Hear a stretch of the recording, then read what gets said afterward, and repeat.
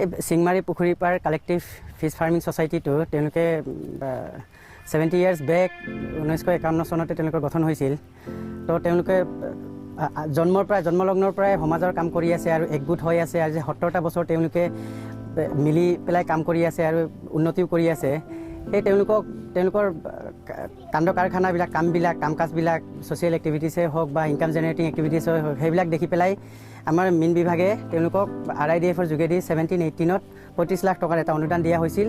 আৰু সেই অনুদানটো দিয়াৰ সমান্তৰালভাৱে আমি আমাৰ বিভাগীয় তৰফৰ পৰা ইয়াতে আহোঁ, ইয়াতে দিয়া পৰামৰ্শ দিওঁ, তেওঁলোকৰ লগত লাগি পেলাই আমি এনেকুৱাকৈ আগবাঢ়ি এতিয়ালৈকে সেইটো ষ্টেজ পাইছোঁ। তো তেওঁলোকে খুব ভাল কাম কৰি আছে আৰু তেওঁলোকৰ সমাজ সেৱাও বহুত। কাৰোবাৰ কিবা অসুবিধা হ'লে তেওঁলোকৰ গোটৰে হওক বা গোটৰ বাহিৰৰে হওক তেওঁলোকে ফিনেন্সিয়েল এছিষ্টেঞ্চ দিয়ে বা ইয়াৰ যিখিনি প্ৰডাক্টৰ 30% তেওঁলোকে যিখিনি লাভ হয় বছৰটোত মীন পালনৰ পৰাই হওক বা কল খেতিৰ পৰাই হওক তাৰে 30% তেওঁলোকে ৰাজহুৱা কামত ইউজ কৰে। সেইটো খুব মানে উৎসাহজনক আৰু সমাজখন সেইকাৰণে ভৰ্তি আছে যে তেওঁলোকৰ নিচিনা মানুহ আছে এতিয়াও। তেওঁলোকে খুব ভাল কাম কৰি আছে আৰু আপোনালোকে মানে মই যেটা বুজিছো যে তেওঁলোকে মীন পালন মুখ্যতঃ কৰে, আপুনি তাত কাৰিকৰীভাৱে সহযোগ কৰি আছে আৰু মীন পালন কৰি যিটো লাভ হয় তেওঁলোকে সমাজ উন্নয়নমূলক বিভিন্ন কাম কৰে। উন্নয়নমূলক কামতো তেওঁলোকে পইচাখিনি খৰচ কৰে। এতিয়া কি প্ৰযুক্তি তেওঁলোকে ৰূপায়ণ কৰি আছে মীন পালনৰ? তেওঁলোকে বেষ্ট মেনেজমেণ্ট প্ৰেক্টিচটো কৰি আছে। আপোনালোকে দেখিছে যে তেওঁলোকৰ এই কৰেকলটো আছে, ইয়াৰ পৰা তেওঁলোকে ডেইলি বেচিছত দানাটো দিয়ে, 2টা সময় দিয়ে, 2টা টাইম দিয়ে, ৰাতিপুৱা আৰু সন্ধিয়া বেলা। আৰু আপোনালোকে খুব ধুনীয়াকৈ আপোনালোকে এইটো মন কৰিছে, পাৰে কলগছ ৰুই দিছে। এতেকে সেই গোটেই ক্ষেত্ৰখনকে মীন ক্ষেত্ৰখনক সমন্বিত মীন পালন হিচাপে বা সমন্বিত মীন পালন পদ্ধতিলৈ উন্নীত কৰিছে। এনেকুৱা ধৰণৰ কৰাৰ লগে লগে কি হয়, তেওঁলোকৰ ইনকামটো দুগুণ হয়।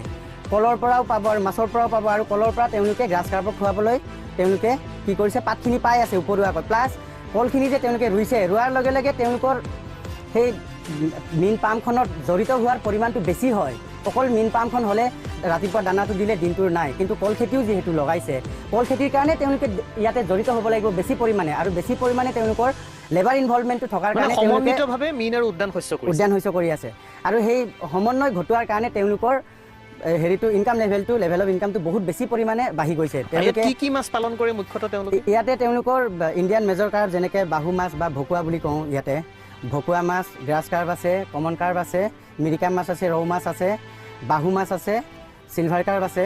সেই গোটেইখিনি 6টা সংমিশ্ৰণ ঘটাই পেলাই তেওঁলোকৰ সংমিশ্ৰিত পদ্ধতিত মীন পালন কৰি আছে আৰু সমন্বিতভাৱে পাৰে আপোনালোকে দেখা পাইছে কি ধুনীয়াকৈ কল খেতি কৰি আছে। আৰু সেইটো আটাইতকৈ ভাল কল খেতিটোকে তেওঁলোকে কৰি আছে, মালভোগ কল। আৰু এতিয়ালৈকে তেওঁলোকে 2.5 লাখ মান টকাৰ বিক্ৰী কৰিলে এইটো ছিজনত। আৰু অলপমান আছে। তেওঁলোকৰ মুঠতে কল খেতিৰ পৰা 3 লাখ টকা এটা তেওঁলোকৰ আহে। এতেকে তেওঁলোকৰ ইনকাম লেভেলটো বহুত বেছি পৰিমাণে বাঢ়ি যায়। আৰু আজিকালি পোনা প্ৰতিপালনমূলক কামো কৰিছে নেকি? পোনা প্ৰতিপালনটো তেওঁলোকৰ আটাইতকৈ ডাঙৰ গেপছটো সেইটোৱে হৈ আছে যে তেওঁলোকে যদিও ইমান তেওঁলোকৰ সেই ছ'চাইটিখনত টোটেল মিলি পেলাই 90 বিঘাৰ পুখুৰী আছে, 90 বিঘাৰ পুখুৰীত তেওঁলোকে হেচাৰীৰ পৰা পোনপটীয়াকৈ আঙুলি দৈৰ্ঘ্যৰ ফিংগাৰলিং বুলি কওঁ, ফিংগাৰলিং পোনা এৰি দিয়ে।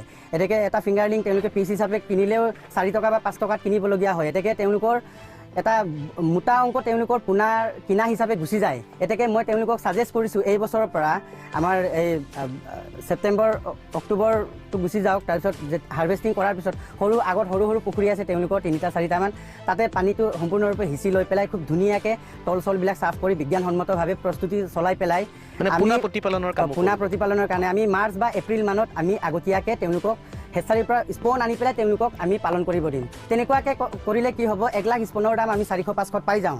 তাৰে স্পন কালচাৰটো যদি আমি কৰোঁ, ভ্ৰূণ পোনাটো যদি আমি পালন কৰোঁ 15 দিন বা 20 দিনৰ কাৰণে, ফ্ৰাই চাইজত আহি যায়, 2 ইঞ্চি বা 2.5 ইঞ্চি আহি যায়। এতেকে সেইখিনি হ'লে 60%ও যদি তেওঁলোকৰ মৰ্টেলিটি হয় বা অৰ্থাৎ 40% যদি তেওঁলোকৰ থাকে, 40,000 পোনা থাকিব। 40,000 পোনা থাকিলেও তেওঁলোকৰ পোনাৰ নামত যিখিনি তেওঁলোকৰ মোটা অংক ওলাই যায় সেইখিনিৰ পৰা বহুত পৰিমাণে নিজৰ পোনাখিনিও প্ৰশস্ত হ'ব আৰু ওচৰে পাজৰে যাৰ তেওঁলোকৰ মেম্বাৰশ্বিপো আছে বা ওচৰে পাজৰে আপোনালোকে গম পাব যে গোটেই অঞ্চলখনতে পুখুৰী আছে।